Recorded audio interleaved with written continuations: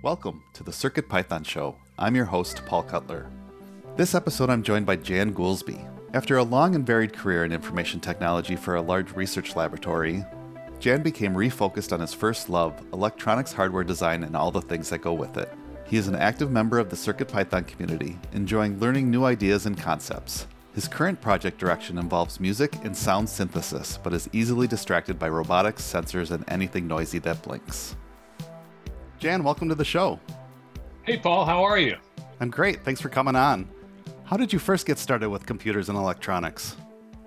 Well, I started with electronics first before computers. Oh, God, I can't remember how many years ago. Just, a seventh grade kind of child. And I was very interested in electronics because I don't know why. Some fascinating elements of that. And I started to take things apart. That was my introduction into electronics. And back when I grew up, and I'm an older kind of a guy, so back then, there really weren't any computers around. And so if you were going to do things in electronics, it was all about radio and television. Those are the big things: audio, radio, television. I got started by going down to one of the local electric shops that did TV repair, and I grabbed these old broken TV sets that they'd have, and I gleaned them for their parts. And from that, I would build circuits, and it started to build into a kind of a habit of mine to tear things down and figure out how they work and use that to build other things. And so I got started in electronics then. Computers are a little bit different because, like I said, the computers really weren't very prevalent when I was growing up. But when I was in high school, I was a junior in high school, my physics teacher said, I've got all these parts that the telephone company gave us. Can you build a computer from those?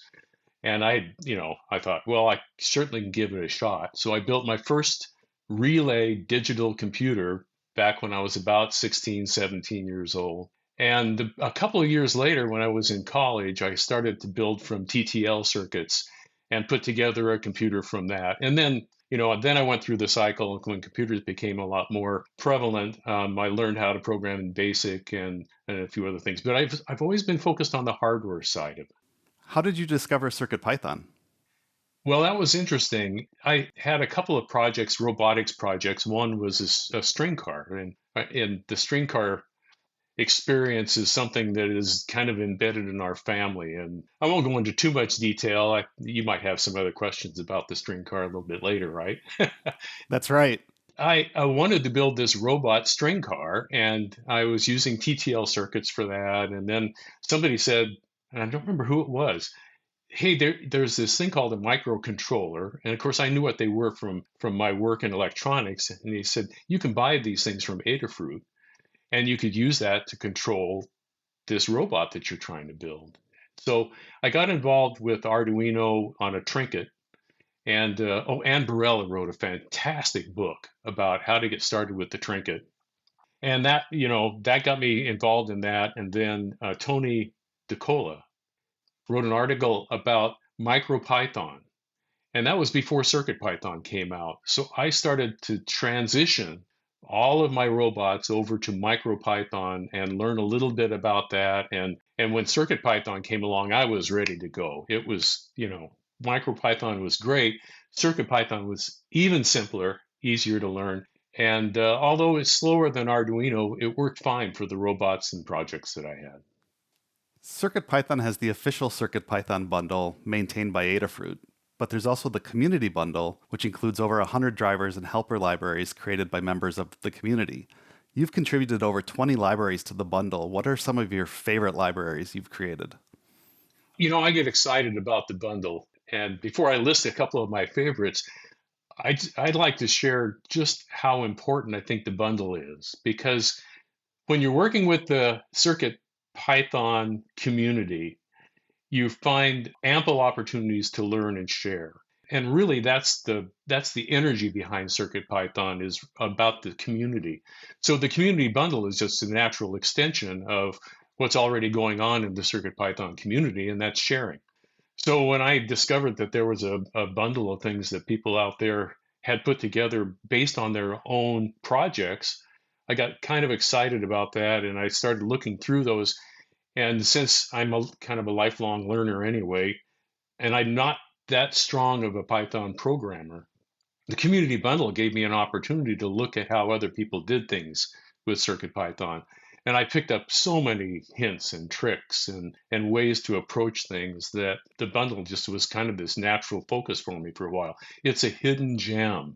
And a lot of people don't understand that it exists out there, and it can be used not just to apply directly to a project, but also used for learning. And that's how I used it initially. As I was building projects, I'd come up with a novel way of doing something, at least I thought was novel way of doing things. I would put together a helper or a driver or something. And I thought, I really need to contribute back to the community. So I learned how to convert that helper into something that was community bundle compatible. It's like getting an idea ready to be a product. I had to learn not just how to get things done for my projects, but also how to present them in a way that other people could learn from them. And so the community bundle taught me a lot about not just how to write Python, but also how to share it. My most favorite one was my first one, and it's this thing called a range slicer. I had a particular problem in my Eurorack system where I needed to quantize a linear signal, an analog signal.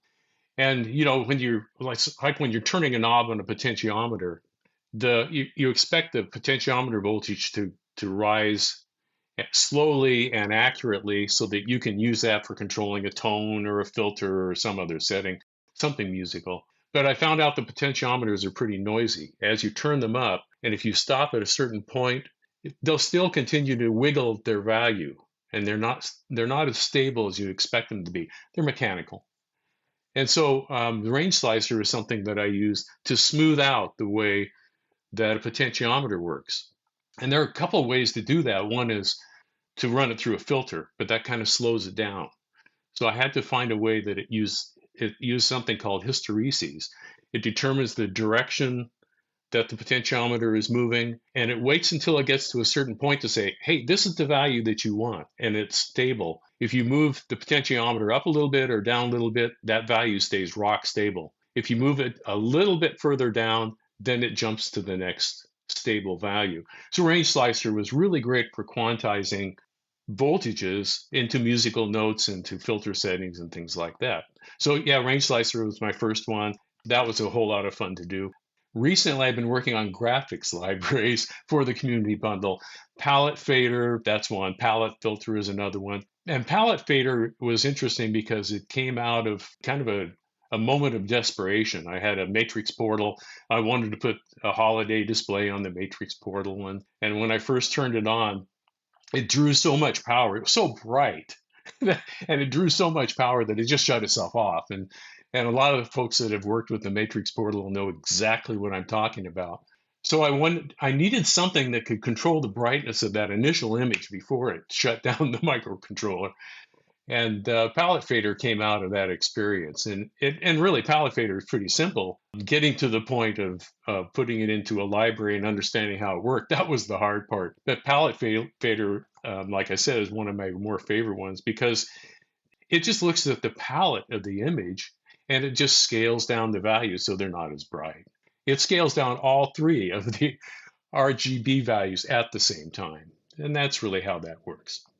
So that's one of my favorites. I have, I might say I have 20 favorites, but they were all used in a project and they all seemed very useful to me, and that's why I shared them. The great thing about the community bundle is that once you share it, you start getting feedback from people. So PaletteFader, for example, I've received a lot of feedback and have improved in my ability to program in CircuitPython, and also how to write drivers and libraries and stuff to share with people because of that. What advice would you offer to someone looking to add a driver or library to the community bundle? My advice is it's very simple. It's that you're probably doing something that can be shared. If you're working on a project and you have a particular approach to solve a fairly unique problem, like you're trying to get rid of noise on a potentiometer or something like that, you can rest assured that somebody else is having that same issue, or they're looking for some advice on how to approach solving that problem. you're likely to already have something in your code that is shareable. So I just say, find something that you think is unique that somebody else could use and share it through the community bundle. There are some particular ways of doing that because there are standards that have been put into place to make sure that the code always functions and that it's readable and those kinds of things. There are learning guides and there are people like me that can help out.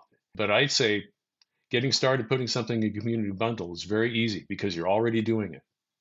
synthio was one of the highlights of CircuitPython in 2023. Tell me about the IoT Wind Chimes project that you did earlier this year using synthio. I love synthio. I am so impressed with synthio because coming from a musical background and working in the Eurorack and designing my own analog circuits to get sounds out, something as simple as CircuitPython that has a layer in there that's for generating oscillators I love synthio. I just love it. I could go on. So the Wind Chimes project is an interesting one. I used to say, well, I have a problem. My problem is my wife and I have this problem. We collect wind chimes and they're out on the back patio on the other side of our house. We love them because we're both very musical and we love having soundtrack going all the time. But the thing is, we also listen to them at night to gauge what the weather is doing outside. We live in the desert of Washington State. That's my preface to say wind chimes are important to us because they tell us when the wind is going to start blowing or when it has started blowing. And we can gauge the speed of the wind by the character of the wind chimes. But unfortunately, in my office, I can't hear the wind chimes. So the IoT Wind Chimes project was one where I wanted to hear the chimes in my office and wanted it to be linked to the wind speed outdoors so I could gauge how fast the wind was blowing. We get, by the way, wind storms around here can become surprising in a number of ways. We can get trampolines coming over the fence. We can see trash cans blowing down the street. I've even encountered a metal lawn shed coming over the fence and sticking to the front of the house. I mean, Oh my goodness. We've had some issues. So wind is something that we think about a lot here. And the Wind Chimes project is one way of doing that. The fun part about that Wind Chimes project was I used an ESP32S2 for it, which is a fantastic board. I mean, it's one of my go-to boards now when I'm doing musical things because it's fast. And if I need an internet connection, it's got the internet connection. And so it was perfect for the IoT Wind Chimes project because it could hold all of the musical notes that I needed it to hold. It could calculate the overtones that I wanted to calculate to get that realistic chime sound. The ESP32S2 was perfect for the project because of the fact that it had the memory and it had the speed and it had the internet connection that I need for that. And then throwing synthio on top of that, I did something kind of organic to get the chime sound because chimes it goes back to physics and mechanics. When you think about how a wind chime works, it's a tube that vibrates. But wind chimes don't vibrate using the standard scientific model. There's actually a little bit more to it than that. They have overtones that are related to the type of metal that it is, the striker that hits it, and the pattern of the music is also, it's periodic and predictable in physics. Usually wind chimes are arranged in a circle and the striker travels in portions of a circle. That's what made that project a lot of fun, was that I could take some time and look at the physics of what it would take to make an accurate chime sound and then figure out how the notes would play. synthio was perfect for that. You mentioned it earlier, but one of the first projects you ever shared on the Adafruit Learn system was the String Car Racer. What is the String Car Racer?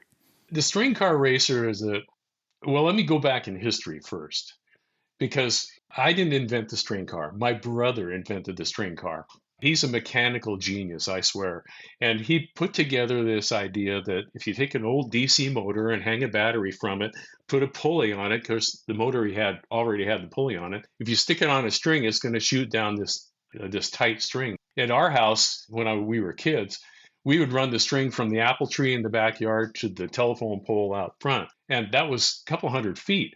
And this string car would just zip down there, and we came up with all sorts of ways to make the pulley bigger, make it stick on the string better. How many batteries can you put on it without losing the tension of the string? It was a great learning experience for us as kids because we got to experiment with all aspects of the physics around that. So that's how the string car started. It was a single motor, single battery. It hung on the string by its pulley, and it would shoot down there. And if you weren't down at the telephone pole when it got down there, it would crash. And we'd have to repair it, and that gave us an opportunity to improve it.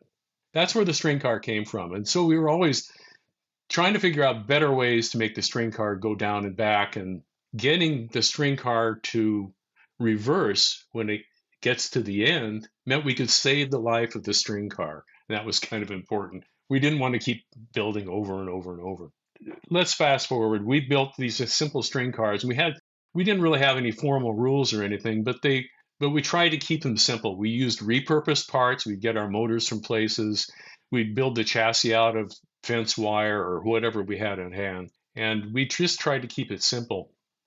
It wasn't until I was getting ready to retire from my career, and I decided I need to work on some of these old family projects again. And I got my brother interested, which is really great. And I built some string cars around the trinket, as I mentioned. But I wanted to have the string car be smarter about collisions so that when it got to the end of the string, it would reverse and come back. And so came up with a design for a string car. I don't know how. I'm showing one right now. But if you go to the Learn guide that I wrote on the string cars, there's a section in there that talks about the advancements of the string car and some of the things that we did.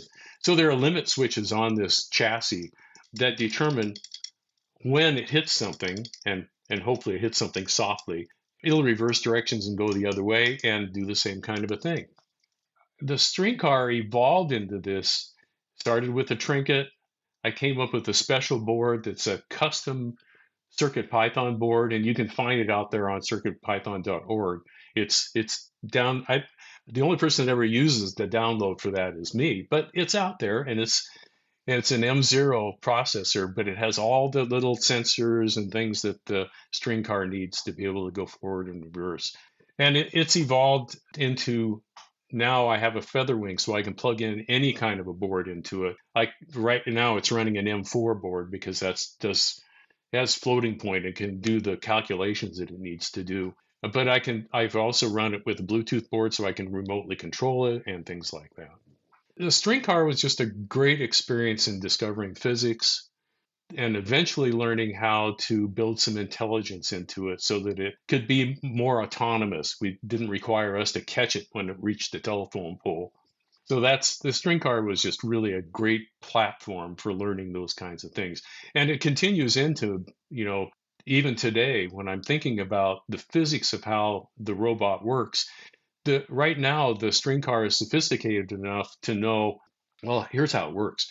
It goes very slowly down the string until it encounters a barrier, and it determines, oh, I know how long the string is now because it knows how long it took to get there, and it knows that based on the motor speed and timing. So now it can travel backwards towards the start as fast as it wants to because it knows when it needs to slow down to keep from colliding and falling off the string or worse. So that was a fun experience to go through the physics of figuring out how do you, without any sensors other than the time, how long does it take to get down to the end of the string and keep from colliding and falling off and getting damaged. So great experience. What a great project. I'll make sure I link to that in the show notes as well. Speaking of links, if people want to learn more about your projects, where should they go? Well, probably the best place to learn about projects is the Adafruit Learning System and the Adafruit Learning System Playground, because I've been putting more projects in the playground area.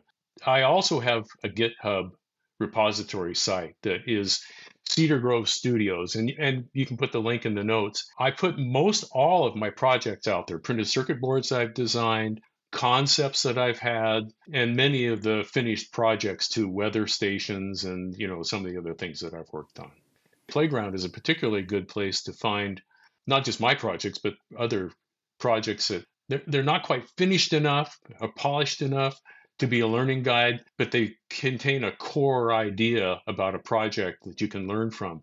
That's where I put a project about a guitar pedal that I was trying to repair for a friend of mine. And I put the details out in the playground. I'll make sure I link to that as well. Last question I ask each guest. You're about to start a new project. Which board do you reach for? Well, most of my projects, I try to complete like a product. So I really like my projects to have a front panel. And the PyPortal is this almost perfect front panel. And it comes in 3 varieties, so you get the 3 different sizes. So PyPortal with the M4 processor in it, and it has an ESP32, that's a great choice for most of my projects. And that's, if I think about a project, that's the first one that I go to, probably. That being said, I kind of like the Pi Badge and the Pi Gamer because they act like front panels too. I made a turtle bot where I used a robot that moves around using the turtle language. And I put a Pi Gamer on the top of that, and that with a display, and that became the front panel for the robot. So front panels, that's my first choice. But I really discovered the ESP32S2 and the RP2040, especially the QtPy version, is perfect if you're dealing with sensors, and I love sensors. If you're trying to do something quick and dirty with a sensor and you don't want to have to solder a bunch of stuff, QtPy RP2040 is perfect. So that's 4 boards. That's about the best I could do. I can't pick just one. Who can these days? There's so many great choices out there. Yeah, it's fun. Jan, thanks so much for being on the show. Oh, you're welcome. I really enjoyed it. I have a big passion for working with other people and learning from what other people do, and the CircuitPython environment is just so perfect for that. Coming on this show and talking to you, it's just been a thrill. Thanks again. Thank you for listening. You can find transcripts in most podcast players, and show notes are available at www.circuitpythonshow.com. Until next time, stay positive.